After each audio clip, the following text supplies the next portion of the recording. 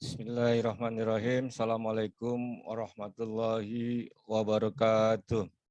Waalaikumsalam warahmatullahi wabarakatuh. Alhamdulillahirabbil alamin wassalatu wassalamu ala asrofil anbiya'i wal mursalin wa ala alihi wa ashabihi ajma'in amma ba'd. Yang saya cintai, yang saya hormati, guru kita semua, Al-Ustadz Ar-Raji Hashim. Beliau salah satu ustadz muda yang sangat luas, sangat dalam ilmunya.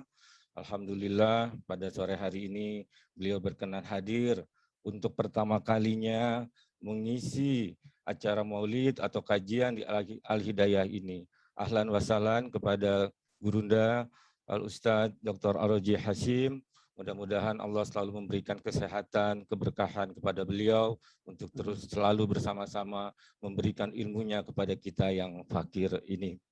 Yang saya cintai, saya hormati juga para jamaah kajian Maulid Masjid Al-Hidayah yang ada di Zoom ini. Alhamdulillah ini telah hadir sekitar 134 orang. Saya percaya juga insya Allah makin waktu berjalan nanti insya Allah akan makin terus bertambah. Semoga apa nanti yang kita bisa dengarkan, saksikan dari tausiah maulid dari guru kita Dr. Ar-Raji Hashim bisa membuat kita semakin tawadu dan sesuai dengan temanya. Insya Allah kita akan semakin bisa meneladani akhlak dari Rasulullah. Seperti yang disampaikan dalam sebuah hadis yang diriwayatkan oleh Ummul Mukminin, ibu kita yaitu Aisyah radhiyallahu anhu, bahwa akhlak dari Rasulullah adalah Al-Qur'an yang berjalan. Mudah-mudahan ini semua nanti dari apa yang akan disampaikan oleh guru kita Ustadz Dr. Ar-Raji Hashim benar-benar bisa membuat kita semakin mencintai dan semakin meneladani beliau. Bapak Ibu yang dirahmati Allah, saya juga tidak ingin berpanjang kalam. Sekali lagi saya mengucapkan terima kasih banyak atas kehadiran Bapak Ibu sekalian di dalam acara kita pada hari ini. Dan jika memang nanti dalam pelaksanaan acara ini ada banyak sekali kekurangan, segala banyak kehilapan dari kami selaku panitia penyelenggara, mohon kami dibukakan pintu maaf yang sebesar-besarnya. Itu saja yang bisa saya sampaikan. Saya kembalikan kepada moderator kita, Ustadz Mahfuzul Quluki. Wa'afu minkum. Assalamualaikum warahmatullahi wabarakatuh. Waalaikumsalam warahmatullahi wabarakatuh. Baik, terima kasih Pak Zul atas sambutannya. Alhamdulillah Bapak Ibu yang dirahmati Allah Subhanahu wa taala, sampailah kita kepada acara inti yang kita tunggu-tunggu, yaitu tausiah ya, yang akan disampaikan oleh guru kita Syekhi wa Syekhul Mukarram Dr. Ar-Raji Hashim MA. Waktu dan tempatnya kami persilahkan. Tafadhol Ustaz. Baik. Assalamualaikum warahmatullahi wabarakatuh. Waalaikumsalam warahmatullahi wabarakatuh. Alhamdulillah rabbil alamin alladzi arsala alaina man kana khuluquhul Qur'an. Asyhadu an la ilaha illallah wa asyhadu anna Muhammadan abduhu wa rasuluh. Allahumma shalli ala nabiyyina Muhammad wa ala alihi wa sallim. Amma ba'du. Baik, Ustaz Mahfud, Pak Zul dan Bapak-bapak yang lain, Bapak pengurus, salam takzim dari saya semua. Mohon maaf tidak bisa datang secara langsung ya. Baik, dalam event atau acara-acara yang dibuat oleh umat Islam setiap kali Rabiul Awal, orang banyak bertanya, manakah dalilnya di Quran bahwa kita perlu merayakan, berbahagia pada bulan-bulan ini. Ya. Jika Bapak Ibu mencoba melihat dalam Al-Quran, ada surah Al-Anbiya ya, ayat 107, itu yang sudah kita sering hafalkan. Wa ma arsalnaka illa rahmatan lil alamin. Itu ayat yang sudah sering dibaca, tapi sayang sekali jarang dikaitkan dengan ayat yang lain. Tidaklah kami mengutus engkau, wahai Muhammad, kecuali sebagai rahmat. Rahmat dari Allah Subhanahu wa ta'ala. Ya. Tapi kita melupakan kaitannya, bahwa ternyata ayat itu berkaitan dengan surat Yunus, ayat 58. Ya. Qul bifadlillahi wa birahmatihi. Ya. Surat Yunus ayat 58. Qul bifadlillahi wa birahmatihi falyafrah. Qul bifadlillahi wa rahmatihi fabidzalika falyafrahu. Katakanlah hai Muhammad, dengan anugerah dari Allah dan dengan rahmat dari Allah Subhanahu wa taala, maka dengan itulah hendaklah kalian berbahagia. Berbahagia al-farah yaitu idkhalus surur fil qulubnya, memasukkan kesenangan, kenyamanan, kegirangan ke dalam hati. Kenapa kita girang? Ya, kata Imam At-Tabari, inda husulil maksud, ketika mendapatkan apa yang hendak dimaksud. Para ulama-ulama kita di luar sana, mereka kemudian mencari di Quran, apa sebenarnya dalil terkuat untuk mengekspresikan kebahagiaan atau farhan karena kelahiran kemunculan Nabi besar Muhammad SAW. Dan mereka menyebutkanlah dua ayat ini. Ya. Wa ma arsalnaka, dan tidaklah kami mengutus engkau kecuali rahmat bagi sekalian alam. Kata rahmat, kasih sayang, itu kemudian diulang dalam surat Yunus. Katakanlah hai Muhammad, bifadlillah, katakanlah kepada mereka hai Muhammad, dengan keutamaan dari Allah, anugerah dari Allah. Wa birahmatihi, diulang biasanya cukup dengan warahmah, warahmatu. Ya. Tapi di sini ditambahkan wabi, dan dengan rahmatnya. Siapakah rahmat Allah itu? Rahmat Allah itulah sang Muhammad Sallallahu Alaihi Wasallam. Ya. Nabi Muhammad itulah yang disebut dengan rahmat. Maka kalau kita belajar Asma'un Nabi, nama-nama Nabi, salah satu nama beliau adalah rahmat. Rahmatan lil alamin. Jadi ayat ini sedang berbicara tentang Nabi. Apa kata Allah? Fabidzalika falyafrahu. Maka dengan hal itu, maka hendaklah kalian, mereka berbahagia. Yafrahu bisa dalam artian merayakannya, mengenangnya. Ya. Namun sayang sekali beberapa orang suudzon kepada sesama Muslim dan menganggap perayaan Maulid ini sama dengan orang Nasrani. Sungguh suudzon yang berlebihan, prasangka yang tidak ada dasarnya. Bagaimana mungkin memperingati kelahiran Nabi disamakan dengan kelahiran Nabi Isa? Ya. Secara kemuliaan lebih mulia Nabi Muhammad SAW. Secara kesempurnaan lebih sempurna Nabi Muhammad SAW.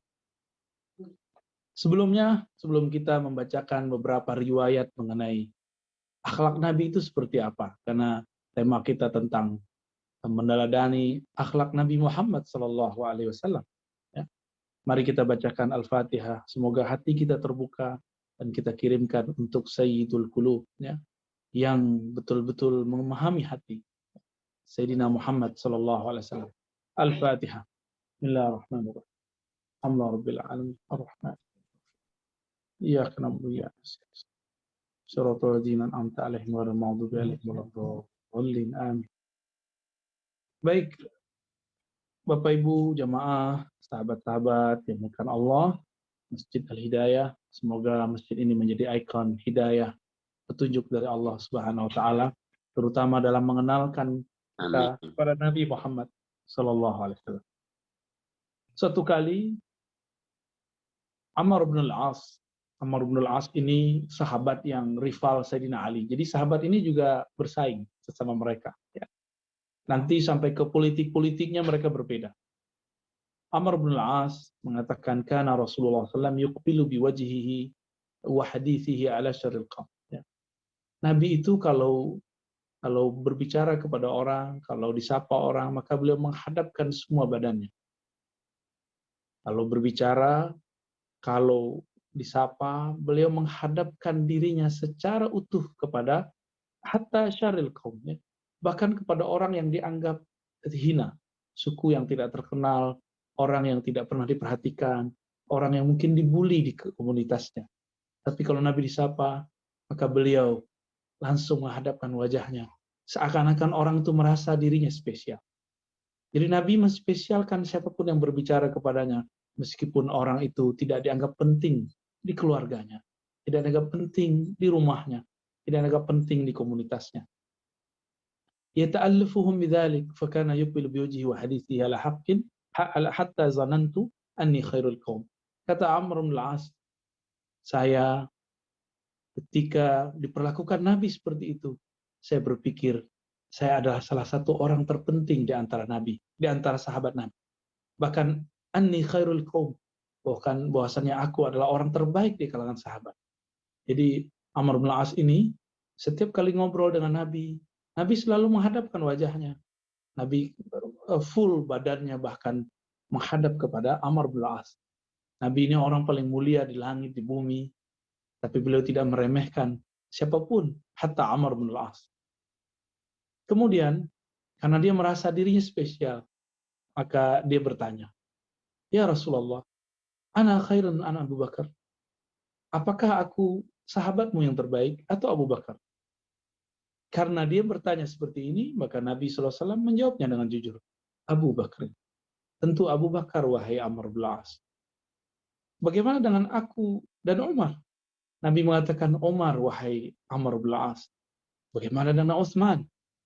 Dia juga menjawab, Nabi juga menjawab, "Tentu Utsman, wahai Amr bin As." Lalu apa kata dia? Ya. Falamma sa'altu Rasulullah SAW fasadaqani fawala wadittu anni lam akun sa'altu. Ketika Nabi telah menjawab, aku berangan-angan, aku menyesal kenapa aku bertanya seperti itu, ya. Jadi beliau menyesal, malu kenapa dia bertanya seperti tadi. Fawala wadittu anni lam akun sa'altu. Jadi kadang-kadang kita ini bertanya sesuatu yang nggak pantas kita tanyakan, ya.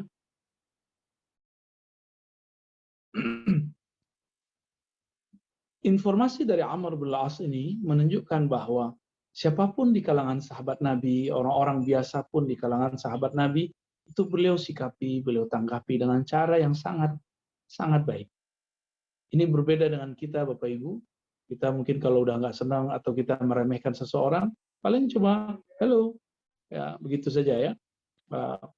Berbeda dengan Nabi Muhammad Sallallahu Alaihi Wasallam.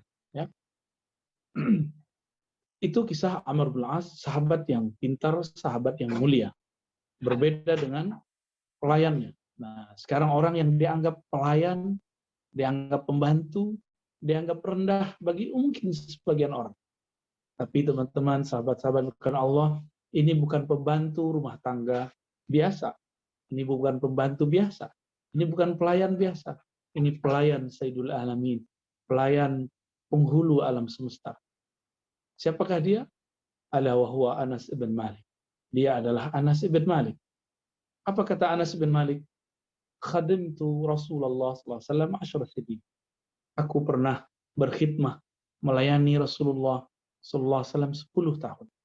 10 tahun berarti awal beliau datang ke Madinah sampai kemudian beliau wafat. Apa kata Sayyidina Anas? Ini berbeda dengan kita. Ya. Fama qala li uffin qat. Nabi tidak pernah mengatakan, ih kamu ini, ya, dan lain sebagainya.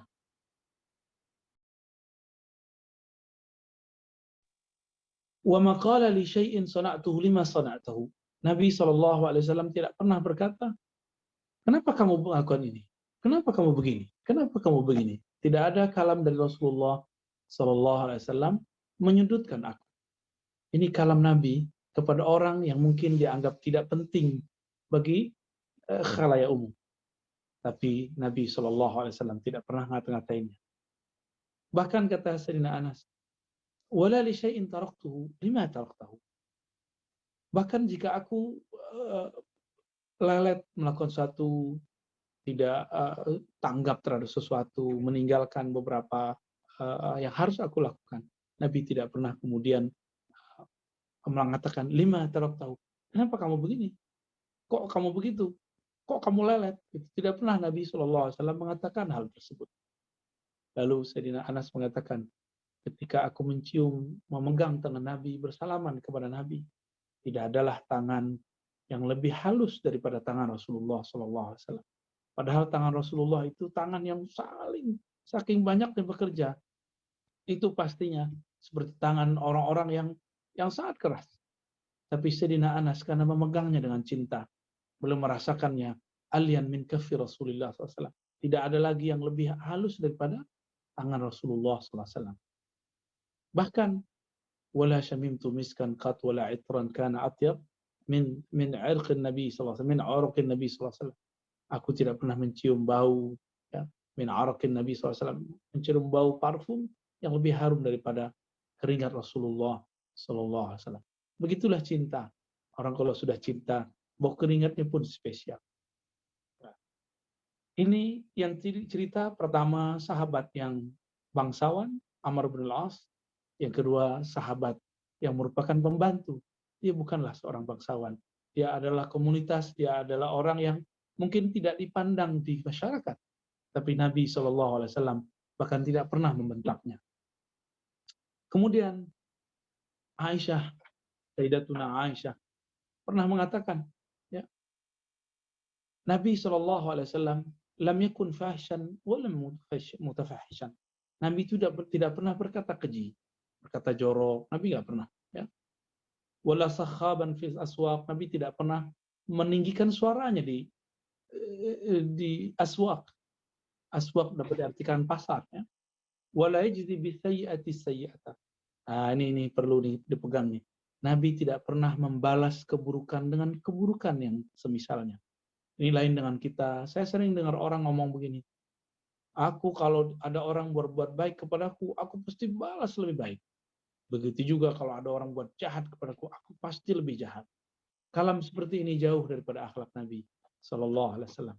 Nabi, jika ada orang berbuat baik kepadanya, maka Nabi Sallallahu Alaihi Wasallam membalasnya dengan cara yang lebih baik. Tapi apabila Nabi Sallallahu Alaihi Wasallam ada yang menyinggungnya, ada yang menyakitinya, Nabi tidak membalasinya kecuali dengan cara yang baik. Bahkan Nabi ya'fu wa yasfah. Nabi malah kemudian memaafkannya, lalu bermusafahah dengannya, bersalaman. Ini lain dengan kita. Kita menyimpan dendam, gampang tersinggung sedikit, tidak mau nyapa. Ini Nabi tersinggung, Nabi yasfah. Nabi yang mulai bersalaman. Maka teman-teman, sahabat-sahabat rekan Allah, para pengurus masjid, jamaah, apapun aliran antum semua. Ya. Kalau kita berbeda, kenapa kita nggak bersalaman? Kalau kita, bahkan kita disakiti, orang bisa nggak nyalamin orang lain? Mau jadi wali, gampang. Ya, maafkan orang lain. Beri maaf. Jadi wali itu nggak mesti zikir sehari 70.000. Wah, itu nanti namanya mufarridun. Tapi kalau mau jadi wali Allah, salah satu ciri-ciri wali Allah adalah di hatinya tidak menyimpan kebusukan. Di hatinya tidak menyimpan dendam dan benci. Itulah Nabi Muhammad SAW. Maka Nabi dari ujung kaki sampai ujung rambutnya adalah rahmah. Apa arti rahmah? Kasih sayang Allah Subhanahu wa Ta'ala.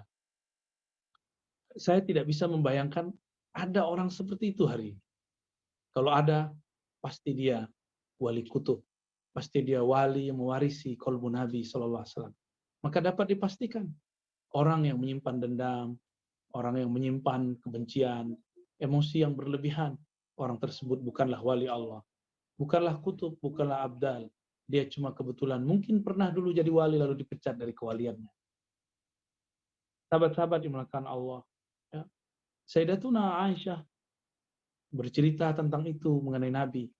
Inilah yang kemudian dia bahasakan dengan khuluqul Quran. Akhlaknya Nabi adalah Al-Quran. Jadi kalau ada orang sekarang mengatakan tentang gurunya adalah perpus yang berjalan, buku yang berjalan. Maka Nabi itu lebih dari itu. Adakah buku yang lebih mulia daripada Al-Quran?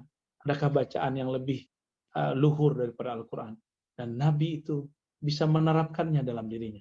Di Quran bukan hanya hiasan, menyebutkan Al-Quran, surat sekian, ayat sekian, berbunyi begini. Itu hafalan. Bisakah kita kemudian menerapkannya dalam sehari-hari? Kemudian disebutkan oleh Sayyidina Ali, karena Rasulullah sallallahu alaihi wasallam daimal bisyri. Nabi itu sesedih apapun wajahnya, tapi terlihat masih berusaha bahagia di depan orang. Daimal bisyr. Apa arti daimal bisyr? Selalu menunjukkan wajah yang sumringah. Selalu sumringah kepada siapapun. Sahlal khuluq. Akhlaknya itu betul-betul santai.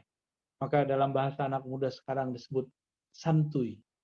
Jika ada orang yang sekarang paling sangat easy going, itulah Rasulullah SAW. Betul, ada orang yang terpacu, mungkin terpikir, saya ini orangnya perfeksionis. Dia ulang-ulang dalam dirinya, perfeksionis, perfeksionis. Boleh kita perfeksionis dalam usaha, tapi jangan perfeksionis dalam bersikap. Bersikaplah dengan santai, sederhana. Kita ini siapa? Sehingga kita harus perfeksionis dalam semua hal. Yang perfect itu cuma Allah Subhanahu wa taala.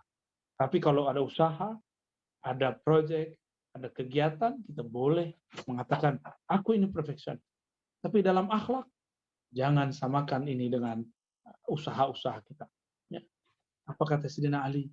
Nabi ini orangnya sahlal khuluq. Akhlaknya sangat santai.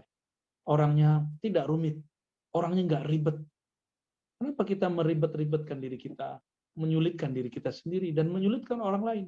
Menyulitkan pasangan, menyulitkan anak, menyulitkan saudara, tetangga, dan lain sebagainya. Ya. Apalagi kata beliau, lainal janibi laisa bi fazzin wala ghalizin wala sakhab wala fahash wala ayyab, ya, wala maddah. Nah, ini digabung ya. Nabi itu kalau memuji tidak berlebihan dan Nabi tidak suka membicarakan aib orang lain, ya. Kecuali beliau sebagai seorang hakim atau beliau sedang ingin mentarbiyah, maka beliau mempertimbangkan laporan-laporan yang ada kepada beliau. Nabi tidak pernah berkata kotor, berkata jorok, berkata menyakiti orang lain. Ya. Yataghafalu amma la yashtahi. Nabi ini, kalau ada sesuatu perlakuan orang yang tidak baik kepadanya, Nabi memilih untuk melupakannya. Yataghafal, bahasa Arabnya, berpura-pura seakan-akan melupakannya. Kalau bahasa kita, Nabi itu suka memaafkan orang. Ya. Nabi itu suka menganggap, oh sudah tidak masalah. Ya. Wala yu'isu. Nabi itu tidak suka kemudian memperlakukan orang sampai orang berputus asa untuk berbuat sesuatu kepada Nabi SAW. Wala yujibu fi qad taraka nafsuhu min salas min al-mira wal iksar wa ma la yani. Ya. Nabi itu meninggalkan al-mira, berdebat kusir. Ya. Beberapa waktu ini banyak sekali yang ngajak saya debat, ya. Tapi dia sendiri cara ngajak debatnya tidak baik. Kalau dia ngomong baik-baik, pasti saya layani. Bahkan nantang, ya. Bahkan nuduh saya mengatakan bahwa Ar-Razi itu sudah kita hubungi, sudah kita inikan, tapi tidak ada jawaban. Baru kemudian ya mereka kemudian mengatakan, takut debat. Kita ini tidak takut debat. Saya ini besar dalam perdebatan. Ya. Saya dulu pernah kuliah 4 tahun filsafat dan 4 tahun juga belajar hadis. Lalu berkhidmah sampai alhamdulillah 15 tahunan. Untuk debat saya sudah puas. Dan ketika saya membaca hadis ini, saya jadi malu kok saya suka berdebat. Ya. Dulu demi Allah, saya kalau belajar hadis itu niatnya cuma untuk debat. Tapi di tahun-tahun kedua, saya mulai malu kepada Rasulullah. Karena ketika membaca hadis tentang Nabi, qatarqa nafsahu min salah. Nabi tidak membiarkan dirinya terjebak kepada perdebatan kusir. Ya. Wal iksar fi ma la ya'ni. Nabi tidak suka melayani sesuatu yang tidak bermanfaat. Melayani orang debat yang nggak penting. Nabi tidak suka. Ya. Meskipun kemudian Nabi akan dikatakan, Muhammad itu kalah debat. Ya. Maka kita juga akan mengikuti cara Nabi SAW. Ya. Kalaupun ada, silakan. Ya. Tapi silakan dengan cara baik. Bukankah kepada ahli kitab pun kita berdebat dengan billati hiya ahsan, apalagi kepada sesama muslim. Tapi kadang-kadang beberapa orang udah offset, ya, menganggap lawan debatnya, bahkan dia tidak pernah berdebat sebagai Abu Jahal, Abu Lahab. Ya. Kita yang merayakan Maulid ini dianggap sama dengan Nasrani. Kita yang beda faham dengan dia dianggap sama dengan Fir'aun. Sungguh, ya, sungguh akhlak yang jauh dari akhlak Nabi. Padahal dia mengaku manhajnya manhaj sunnah Nabi. Ya. Kalau kita kembali kepada sunnah Nabi SAW, Nabi tidak suka. Maka saya pun berharap kepada teman-teman saya, kawan-kawan, mari kurangi debat. Oh, kita dikata-katai, biarkan. Ya. Kita dicaci maki, kita balas dengan cara yang lebih baik. Ya. Jangan mau merendahkan diri kita dengan akhlak yang rendah. Kita malu kepada Rasulullah SAW yang disebut oleh Sayyidah Aisyah, kana khuluqul Quran. Akhlaknya Nabi SAW adalah khuluqul Quran. Kalau mau debat, debatnya dengan cara ahsan. Ahsan itu dengan cara yang baik, siapkan materi yang baik, waktu yang baik, kosakata yang baik. Ya. Kana la yadhummu ahadan. Nabi ini tidak pernah mencaci maki seseorang. Nabi nggak pernah mencela seseorang. Maka saya heran, jika ada orang hari ini mencaci maki, mencela orang yang berbeda pendapat dengan dia, tapi dia masih merasa dirinya adalah pengemban manhaj kenabian. Sungguh jauh dari Rasulullah SAW. Kita boleh berbeda, kita boleh mengkritisi. Silakan mengkritisi, tapi jangan mencaci maki. Ini dua hal yang berbeda. Tapi dasar orang sudah benci. Kita mengkritisi, dikira kita mencaci maki. Ya. Dia mengkritisi, tapi isinya caci maki. Nauzubillah min dzalik. Nabi SAW la yatlubu auratah. Ya, Nabi ini kalau berbicara tidak akan mencari-cari kesalahan orang. Ya. Nabi ini kalau berbicara, idza takallama atraqa julasa'ah. Ya. Nabi ini membiarkan orang berbicara seperlunya, secukupnya. Bahkan dalam beberapa riwayat dikatakan, Nabi ini la yaqta' haditha ashabi. Nabi ini tidak pernah memotong kalau sahabatnya sedang berbicara. Ya. Tapi ini jangan diterapkan bagi host ya. Kalau host perlu memotong orang yang berbicaranya berlebihan. Karena emang tugasnya memotong dan memberi kesempatan. Tapi Nabi SAW tidak melakukan itu. Sahabat-sahabat yang melakukan Allah, inilah beberapa kisah-kisah Nabi. Beberapa akhlak Nabi yang langsung diceritakan oleh sahibul kisah. Orang yang bertemu baginda Nabi Muhammad SAW. Hadis ini bagi saya unik. Kenapa? Hadis ini dikumpulkan oleh Imam Tirmizi dalam kitab Syama'il. Pertama, yang saya sebutkan adalah kisah daripada Amr ibn al-As. Dan yang barusan terakhir saya sebutkan inilah kisah daripada Sayyidina Ali. Bapak, Ibu, Saudara, sahabat perlu tahu, dua sahabat ini hubungannya tidaklah harmonis. Semenjak mereka bersama Nabi, bahkan setelah Nabi wafat. Di antara mereka ini ada munafasah, persaingan yang positif. Tapi dua-duanya melaporkan tentang Nabi dengan cara yang hampir sama. Ya, dengan cara yang hampir sama. Dua-duanya melaporkan kepada Nabi bahwa mereka dihormati Nabi. Mereka dihargai Nabi. Jadi Nabi ini tahu ada temannya, sahabatnya yang sedang bertengkar. Yang pertama melapor, Nabi memberikan perhatian. Yang kedua melapor, Nabi memberikan perhatian. Dua-duanya Nabi berikan perhatian. Itulah akhlak Nabi SAW. Bukan memanas-manasi. Ya. Bukan malah kemudian menyulut api. Rasulullah bahkan kemudian berusaha untuk mengislah di antara mereka. Sahabat-sahabat, teman-teman yang dimakan Allah, Nabi Muhammad SAW mempunyai akhlak yang mungkin saya tidak bisa ceritakan lebih banyak lagi kecuali dengan lafaz Al-Quran, rahmatan lil alamin. Nabi itu adalah sumber kasih sayang. Apapun yang dicolek dari dirinya yang keluar sayang. Jika Nabi ini disakiti, bahkan beliau kemudian membalasnya dengan sayang. Dan disebutkan oleh sahabat-sahabat Rasulullah, Sayyidina Anas dan sahabat-sahabat yang lain. La yadribu qat. Nabi tidak pernah memukul, tidak pernah menyakiti, tidak pernah menusuk, illa fi sabilillah, kecuali pada saatnya dan di tempatnya, yaitu saat jihad. Jadi Nabi ini memukul di saat yang tepat, yaitu saat jihad. Di luar jihad Nabi tidak memukul. Maka saya mengimbau kepada siapapun yang masih berpikir melakukan bom bunuh diri, bom di tengah khalayak, ingat-ingat Rasulullah tidak pernah melakukan itu. Nabi hanya memukul orang, menusuk orang, melukai musuh di saat berhadap-hadapan di medan juang. Bukan di tempat keramaian, bukanlah di masjid seperti yang pernah kita lihat orang ngebom di masjid, orang ngebom di majelis pengajian seperti terjadi banyak di luar sana.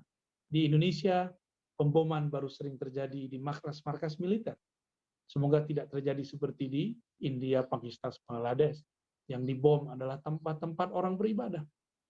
Masjid yang ini maulidan dibom, besok balas lagi tempatnya nggak maulidan dibom. Jangan sampai di negeri kita terjadi hal-hal seperti itu. Semoga akhlak Nabi dapat kita serap, dapat kita ambil.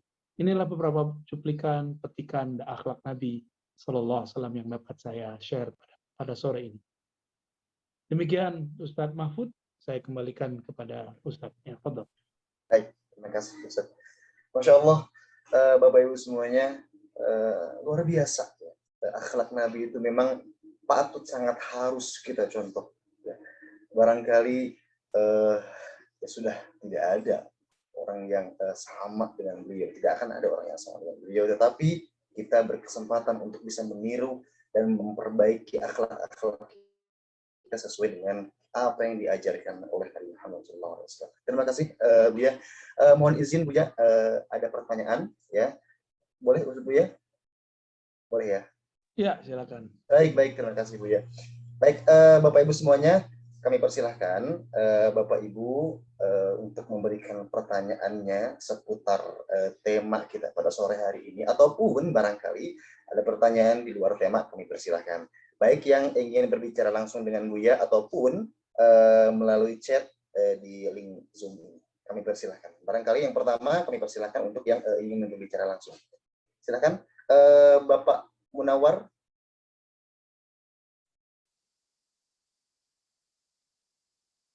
Ya, ini sudah ada lambaian tangan begitu. Jadi atau tidak, baik, kami persilahkan Bapak Ibu. Bapak Rosyid silakan. Bapak Rosyid silakan, ingin bertanya. Dibuka mic-nya, Pak. Mohon maaf. Masih di mute, Pak Rosyid.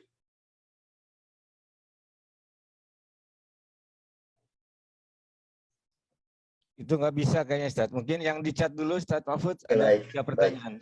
Baik. Sudah bisa, baik. sudah bisa. Baik, silakan, Sudah bisa. Pak Rosyid.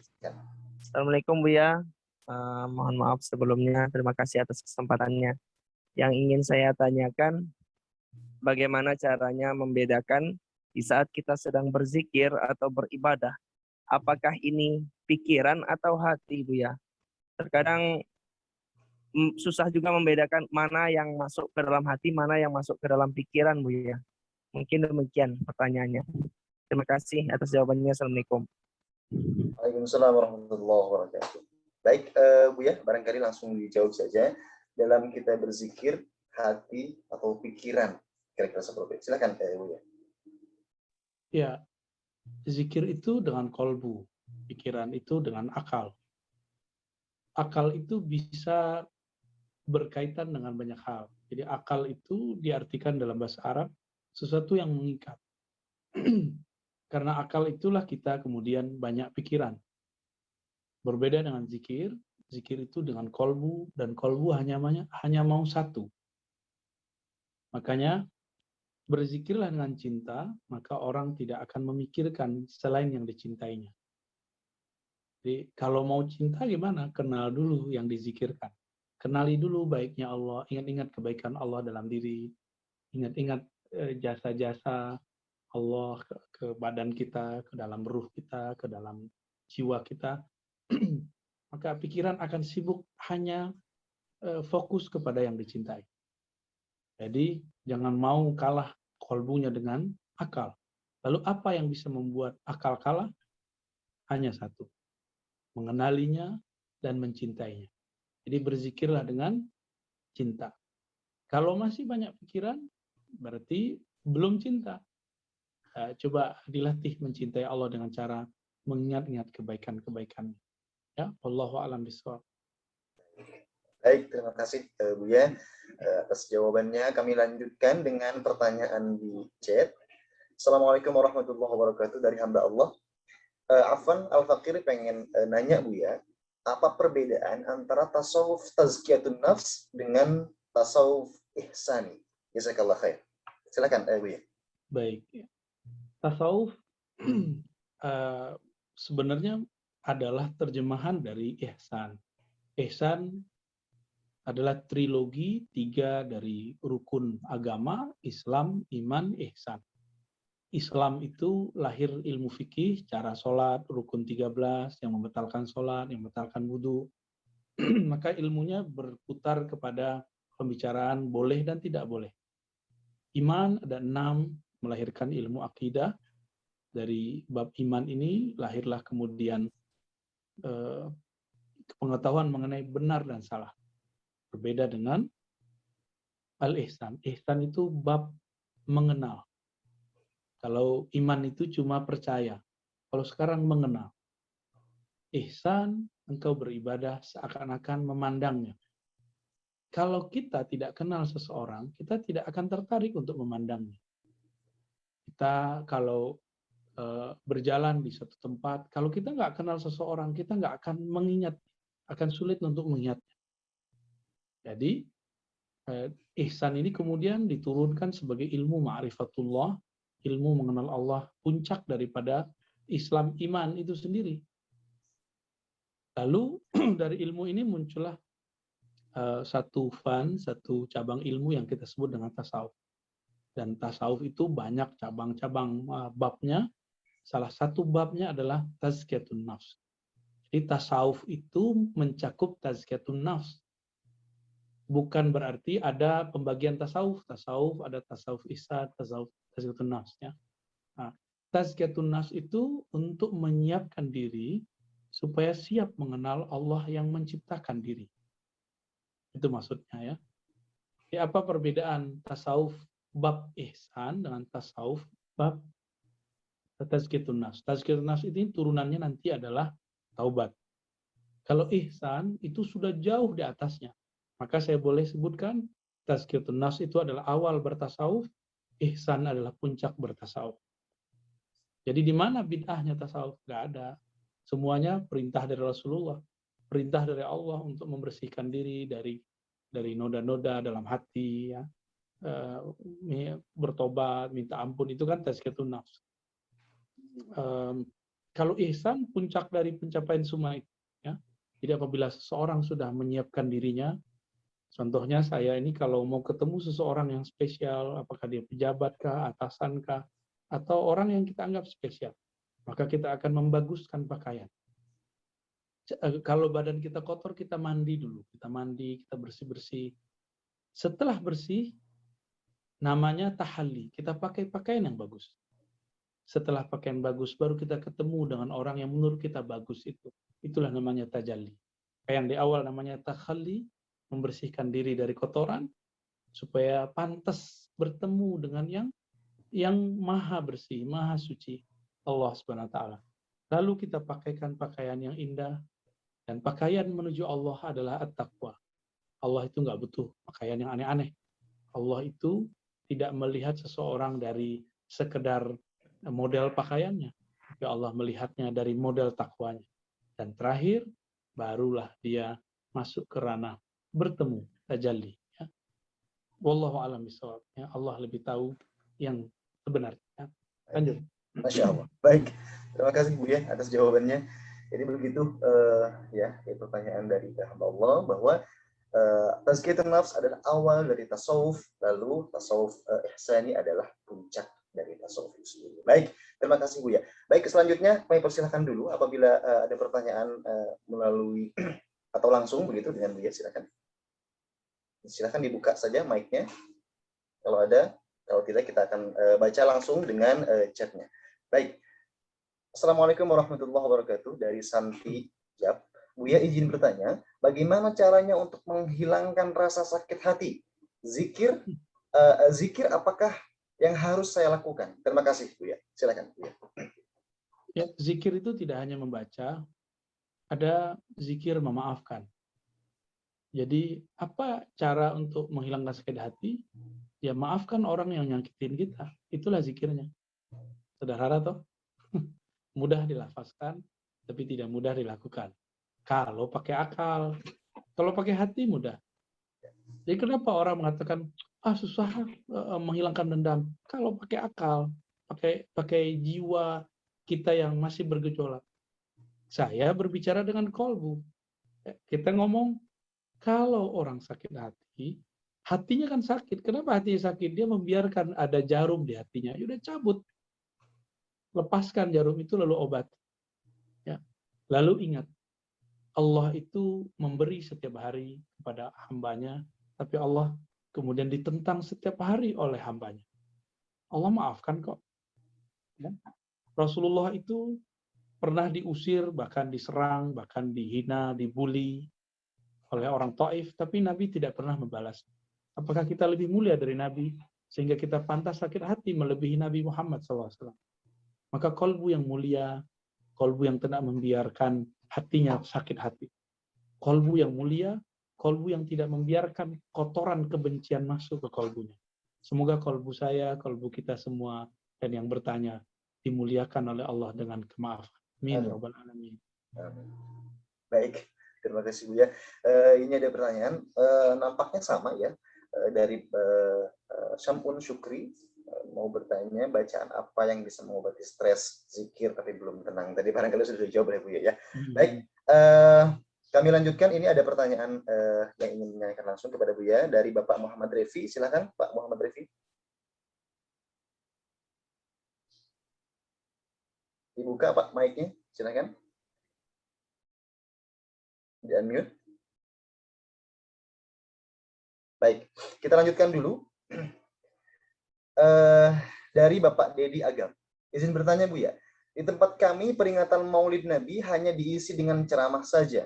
Apakah boleh diisi dengan membaca sholawat berulang-ulang secara berjamaah? Masalahnya belum terbiasa membaca berzanji. Silakan Buya.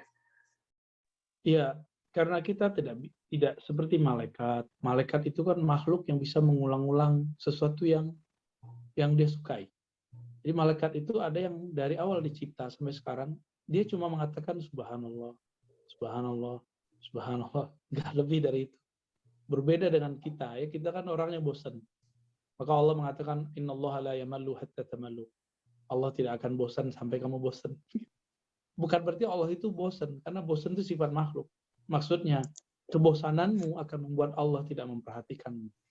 Ya. Lalu gimana? Di tempat kita ini belum biasa berzanjian, belum ya dibuka saja dengan cara bersolawat, cukup solawat Ibrahimiyah, cukupnya. Jangan terlalu memaksakan. Kalau belum bisa berzanjian, ntar suaranya malah nggak enak. Ya. Di luar sana banyak orang yang bisa bersolawat dengan indah, ya. Atau diisi dengan nasyid-nasyid, 1-2 nasyid yang berisikan tentang solawat kepada Nabi, itu cukup. Ya. Tidak mesti pakai gendang, ya.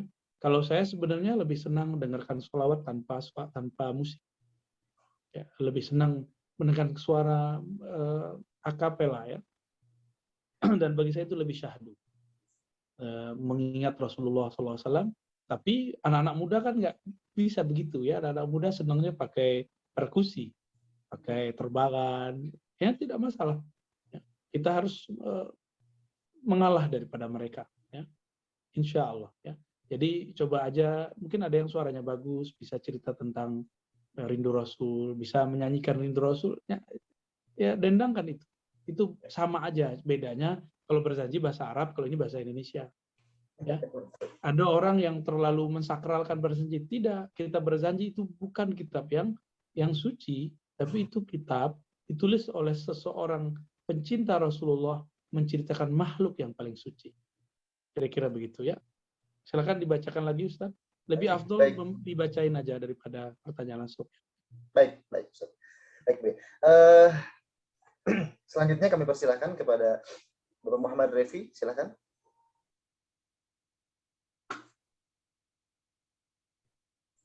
Silakan Pak Muhammad Revi, tadi sudah dibuka mic-nya. Pak Zul barangkali bisa dibantu dibuka. Bukan, Ustaz Mahfud, mendingan antum bacakan di chat aja daripada menunggu Ustaz. Yang di chat aja. Tadi Ustaz Buya Roji juga sudah menyarankan begitu. Baik, Bapak Ibu semuanya. Kami selanjutkan dengan pertanyaan selanjutnya dari Bu Nani Ekawati. Assalamualaikum. Izin bertanya Buya, saya tertarik dengan penjelasan Ustaz tentang Rasulullah yang tidak pernah bertanya mengapa kau melakukan itu kepada pembantunya. Apakah ada makna yang tersirat dari perilakuan Nabi tersebut terhadap kolbu? Terima kasih, Bu ya. Ya, Nabi itu orang yang wala sakhab, ya. Nabi itu nggak suka mengangkat suara, mengintimidasi. Pertanyaan kepada orang yang mungkin secara strata sosial dia itu mungkin strata yang paling basic, dan dia melayani. Apabila dia sudah salah, dia kan sudah susah melayani Rasulullah. Dia sudah berusaha memaksimalkan dirinya, menghinakan dirinya untuk berkhidmat. Lalu kita bersulit dengan kata-kata, kenapa kamu begini, kenapa kamu begitu. Maka teman-teman, tolong mulai sore ini jangan membentak pembantu, ya. Jangan membentak pelayan kita.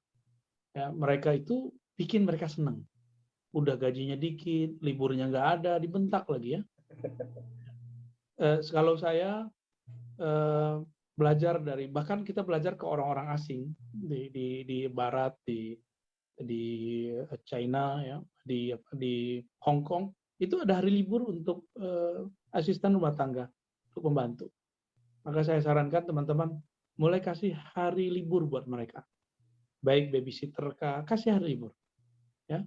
Terus yang kedua, kurangi mengintimidasi mereka dengan kata, kenapa begini? Bikin mereka senang, bikin mereka bahagia. Dan terkhusus, nanti di hari 12 Rabiul Awal, liburkan mereka.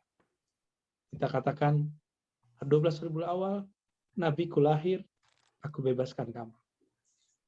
Aku ingin membuat kamu juga bahagia, sebagaimana aku bahagia dengan kelahiran Nabi Sallallahu Alaihi Wasallam. Ya, lanjut. Baik, terima kasih Bu ya. Kita lanjutkan pertanyaan selanjutnya dari Ibu Enok Sulastri. Assalamualaikum Bu ya. Kenapa saya selalu haus terhadap ilmu? Apakah itu nafsu? Silakan Bu ya. Dalam hadis yang sahih memang dikatakan bahwa orang beriman la yashba' min khair, tidak akan pernah kenyang daripada ilmu. Dan ilmu yang paling tinggi, paling indah, ibarat makanan paling enak, itulah ilmu mengenai sang kekasih, yaitu Rasulullah SAW. Seperti kita nggak pernah bosan memandang orang yang kita suka, kita nggak pernah bosan mencari tahu tentang orang yang kita suka. Bahkan adapun kabar buruk tentangnya, kita akan memaafkannya kalau benar-benar suka. Maka teman-teman, kalau kita ini baru seneng, belum suka, belum cinta, itu beda. Kalau baru suka, seneng, ada kabar buruk tentang dia, kita akan berubah dari awalnya simpati jadi membenci. Sungguh sudah banyak kita lihat figur-figur yang barangkali dicintai, disukai, disenangi banyak orang, tapi ternyata dia belum dicintai. Jadi murid atau jamaah itu ada dua jenis menurut saya. Ya, kawan itu juga sama. Kawan itu ada dua jenis. Ada kawan yang shadiq, yang benar-benar menjadi teman kita lahir batin. Yang dia bisa menerima aib kita kalau kita salah. Berarti dia kawan yang berkawan dengan kita atas dasar cinta. Tapi ada dan tidak sedikit yang berkawan dengan kita atas dasar yang lain. Mungkin karena pemikiran dia sama kita. Mungkin karena pandangan dia bisa memuaskan syahwat intelektualnya. Nanti kalau berbeda, dia akan kembali menyerang. Dan jangan sedih, itu biasa aja. Dari dulu manusia memang sudah begitu. Semoga kita dikumpulkan Allah dengan orang-orang yang kita mencintai mereka dan mereka mencintai kita karena Allah Subhanahu wa taala. Amin ya rabbal alamin. Amin ya rabbal alamin. Baik. Terima kasih Bu ya. Kita lanjut dengan pertanyaan selanjutnya dari Ibu Eva. Assalamualaikum warahmatullahi wabarakatuh. Bu ya, saya mau bertanya, bagaimana mengenai dakwah yang sering membahas kisah Nabi, bahkan mengikuti jejak Nabi. Namun di sisi lain dari dakwahnya menyimpang dari ajaran Islam. Bagaimana tanggapan Bu ya? Silakan Bu ya. Saya tidak tahu menyimpangnya di mana. Ya, jika ada contohnya tentu lebih baik. Ya. Ala kulli hal, kalau ada orang yang mengkaji tentang Nabi, tentu tidak semua bisa mengikuti Nabi. Namun kita berusaha mengikuti Nabi. Dalam Al-Quran itu ada ungkapannya, وَمَا آتَيْتُكُمْ فَخُذُوهُ. Hai Muhammad, katakanlah, apa yang aku bawa kepada kalian, ambillah semampunya. Ya. Apa yang aku larang, hentikan semuanya. Jadi risalah Nabi itu, Nabi nggak pernah maksa, Nabi cuma mengatakan, kalau kamu sanggup berapa, ambil. Ya. Tapi kalau larangan, tidak ada maafnya. Ya. Harus secepat mungkin kita menghentikannya.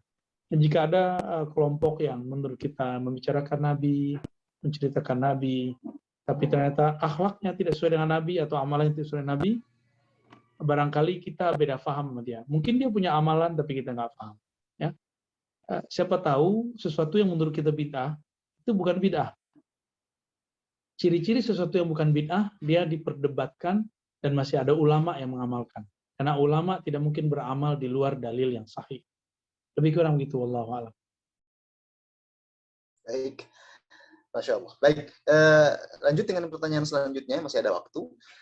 Dari Bapak Juan Dika. Buya izin bertanya, saya kan belum tahu nama ruh saya.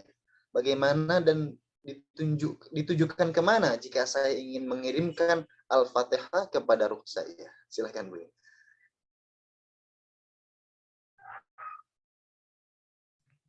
Buya, mohon maaf, masih di mute. Buya. Ya, apabila memang belum ada, nah, itu jodoh juga ya, dapat guru yang bisa memberikan nama itu. Kalau belum, tidak masalah, cukup kita baca, katakan kepada ruhku, siapapun namamu, aku bacakan Al-Fatihah, itu boleh. Ya. Siapa tahu nanti Allah pertemuan kita dengan orang yang bisa memberikan nama itu. Ya. Wallahu a'lam. Baik. Ya, pertanyaan selanjutnya dari Ibu Satria. Assalamualaikum, Buya. Saya mau nanya, setiap perlakuan pasti ada balasannya. Seperti banyak orang berkata, karma itu pasti akan berlaku. Nah, jika seorang berbuat salah dan beliau bertaubat, apakah karma itu akan berlaku? Mohon pencerahannya, Buya. Silakan, Buya. Karma itu bahasa Sanskerta ya. Itu sebenarnya ada kata lengkapnya, yaitu karma pala. Pala itu balasan ya. Balasan kalau orang baik dia pasti dibalasi baik. Kalau dia buruk dia akan dibalasi keburukan. Dan itu ada beberapa hal yang mirip dengan ajaran Al-Qur'an. Faman ya'mal mithqala dzarratin khairan yarah. Siapa yang beramal baik pasti melihatnya, mendapatkannya. Siapa yang berbuat buruk, yarah, dia juga akan melihatnya. Jika itu yang dimaksud karma, maka karma itu ada di Quran. Tapi kalau maksudnya karma versi ajaran yang lain, saya tidak mengerti ya. Kalau orang sudah bertobat, Allah akan pemaaf. Kalau Allah saja memaafkan, kenapa kita memaksakan dia harus mendapatkan keburukan dari yang dia lakukan masa lalu? Ya, Allah mengatakan ana tawwab. Aku adalah Tuhan yang maha menerima tobat, menerima pengakuan orang-orang salah. Terus kenapa kita ngotot kalau ada orang yang salah, dia mesti dapat laknat? Ya? Nggak usah begitu ya. Allah lebih sering menyebut dirinya Rahman, Rahim, ngasih, penyayang, afu, pemaaf, ghafar, ghafur. Kenapa kita kemudian tidak seperti itu? Okay. Baik. Nanti mohon maaf Bapak Ibu semuanya, barangkali ada pertanyaan yang tidak kita bisa bacakan karena memang kajian kita akan dibatas sampai jam 5 nanti ya. Baik, ada pertanyaan lagi Buya dari Bapak Muhammad Revi, tadi barangkali tidak bisa langsung. Saya tertarik penjelasannya. Saya mau tanya, apakah dengan riyadhah puasa 40 hari dan 40 hari khatam Al-Quran, apakah bisa menjadi wali? Silahkan Buya. Riyadhah baca puasa itu riyadhah nafsiyah namanya. Nanti nafsiyahnya mungkin insya Allah bisa naik dari nafsiyah itu jiwa ya, jiwa yang bergejolak amarah, nanti bisa naik kepada yang di atasnya mulhama ya, syukur-syukur bisa menjadi mutmainnah, jiwa yang tenang. Jangan coba-coba sendiri deh ya. Takutnya nanti malah disambar sama setan ya. Setan itu 80.000 tahun beribadah. Maka setan itu tahu di mana kelemahan-kelemahan ahli ibadah. Kelemahan ahli ibadah itu sedikit saja. Ujub, merasa takjub dengan amalnya. Dan yang tersirat adalah ingin mendapatkan sesuatu yang gaib. Ingin mengakses alam gaib dengan amalan-amalannya. Nah, ini yang paling bahaya daripada orang yang beramal. Dan itu setan ngerti sekali, iblis ngerti sekali. Iblis akan mainkan orang-orang yang melakukan ini karena ingin jadi wali, ingin jadi apa. Teman-teman, jadi wali itu nggak mesti banyak amal. Jadi wali itu justru dengan memulainya dari salamatus sadar. Apa arti salamatus sadar? Membuang semua kebencian dalam hati. Ya. Bukan dengan banyak puasa. Itu disebutkan oleh Sayyidina Ali. Sayyidina Ali dihujat orang, lalu ada provokator di sampingnya dan mengatakan, wahai Amirul Mukminin, bunuhlah mereka, laknatlah mereka. Apa kata Sayyidina Ali? Tidak, wahai sahabatku, ya, aku mendengar sendiri Rasulullah bersabda, jangan laknat mereka, karena di antara mereka ada wali-wali abdal. Ya, jadi dan Sayyidina Ali mengatakan mereka sampai menjadi abdal, wali-wali yang tinggi, bukan dengan banyak puasa dan banyak sholat, tapi dengan salamatus sadr, dengan melepaskan benci di hati, suuzon, ya, banyak amal tapi nanti antum merasa sok sakti, maka siapa aja nggak menghormati kualat gitu, siapa aja nggak menghormati saya karena saya wali kualat, itu kan nggak benar. Memang ada wali begitu, ya. Setan mungkin begitu, kalau waliullah tidak begitu, ya. Karena pemimpinnya para wali, ya, yaitu Nabi Muhammad sendiri yang memimpin para wali, itu tidak pernah begitu, ya. Bahkan tadi jika ada orang menyakitinya, yasfah wa ya'fu, beliau malah memaaf. Jadi coba belajar sekarang, bukan belajar ibadah macam-macam 40 hari, tapi 40 hari apa kata Nabi kepada Anas, wahai Anas, mampukah kamu setiap pagi dan sore tidak memendam kebencian, hasad, iri, dengki kepada siapapun? Itulah sunnah. Siapa yang menghidupkan sunnahku, maka baginya pahala syahid. Jadi teman-teman coba riadohnya sekarang diganti. Ini udah akhir zaman, riadoh-riadoh yang tadi itu harus lewat guru mursyid. Nah, kalau enggak, coba berlatih aja, berlatih mensalamahkan saudara kita, ya. Barangkali begitu, Ustaz. Wallahu a'lam. Masih ada waktu, Pak Cukup? Sepertinya cukup ya. Ustaz Mahfud. Afwan, ini ada yang direct message ke Ana. Buya, Afwan, Buya, mungkin satu pertanyaan lagi sebelum ditutup nih, Buya, ya. Assalamualaikum warahmatullahi wabarakatuh. Ustadz, mohon penjelasan Ustadz mengenai hadis qudsi. Jika bukan karena engkau, wahai Muhammad, tidak akan aku ciptakan alam semesta ini. Sehingga bagaimana sepatutnya Allah kita kepada Rasulullah dengan keberadaan hadis ini? Demikian pertanyaannya, Buya. Afwan. Oke, baik. Hadisnya apa tadi? Kuntu kanzan makhfiyan, ya. Aku Jika adalah bukan perbendaharaan tersembunyi. Ya, jika bukan karena engkau, wahai Muhammad, tidak akan aku ciptakan alam semesta ini. Baik, baik. Istilah kita meneliti, riwayat yang serupa ada dalam riwayat Imam Al-Hakim. Imam Hakim ini guru dari Imam Baihaqi. Beliau mengarang kitab Al-Mustadrak ala Sahihain, mengumpulkan hadis-hadis yang sahih tapi tidak ada di Bukhari dan Muslim. Imam Al-Hakim menyebutkan riwayat dari kisah Sayyidina Adam. Jadi Nabi Adam itu disapa oleh Allah, lalu Allah mengatakan, wahai Adam, kalau bukan karena Muhammad, laula Muhammad ma khalaqtuka. Kalau bukan karena Muhammad, aku tidak ciptakan engkau. Itu yang sahih. Adapun yang tadi, laula kaya Muhammad ma khalaqtul aflaq. Kalau bukan karena engkau, wahai Muhammad, tidak aku ciptakan alam. Itu hadisnya sampai sekarang saya belum ketemu. Ya, barangkali ada yang ketemu, saya belum ketemu. Maka saya tidak berani mengatakan ini hadis qudsi, tapi barangkali boleh disebut makna dari hadis Imam Hakim tadi, ya. Wallahu a'lam bishawab. Baik. Sallallahu ala Nabi Muhammad, Allahumma shalli wa sallim wa barik alaihi. Baik, masyaallah, terima kasih Buya Ar-Razi yang telah menyampaikan semua intisari acara kita pada sore hari ini, juga menjawab semua pertanyaan dari mungkin tidak semua ya, karena memang waktu kita dibatas ya, sampai jam 5. Tapi alhamdulillah, terima kasih juga Bapak Ibu yang telah bertanya melalui chat, juga tadi sempat ada pertanyaan langsung kepada Buya. Baik, untuk acara yang terakhir yaitu doa penutup yang akan mohon izin Buya menyampaikan membaca doa penutup untuk kita pada sore hari ini. Silakan. Baik teman-teman, saya tidak ahli doa, tapi saya yakin Allah memahami semua hajat kita, semua yang kita batinkan dalam kolbu. Nah, dengan ini kita cukup berdoa dengan pujian-pujian yang paling ia suka, yaitu surah Al-Fatihah. Semoga dengan bacaan ini Allah sampaikan cinta kita kepada Nabi Muhammad SAW. Allah sampaikan rindu rohani kita kepada Sayyidul Arwah, penghulu semua ruh Nabi Muhammad SAW. Ila ruhin Nabi SAW. Min ruhina ila ruhihi, min arwahina ila ruhi سيد العالمين. الفاتحة. اللهم بسم الله.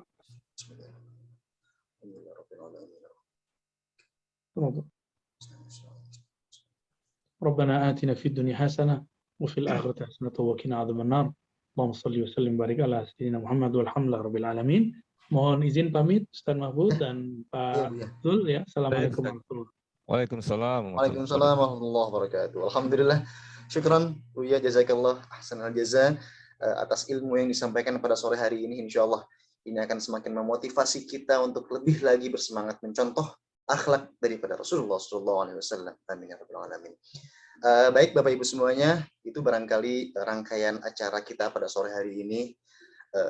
Mudah-mudahan semua ilmu yang kita dapatkan menjadi khazanah keilmuan kita untuk senantiasa memperbaiki diri kita, memperbaiki akhlak kita untuk senantiasa lebih dicintai oleh Allah Subhanahu wa taala. Amin ya rabbal alamin.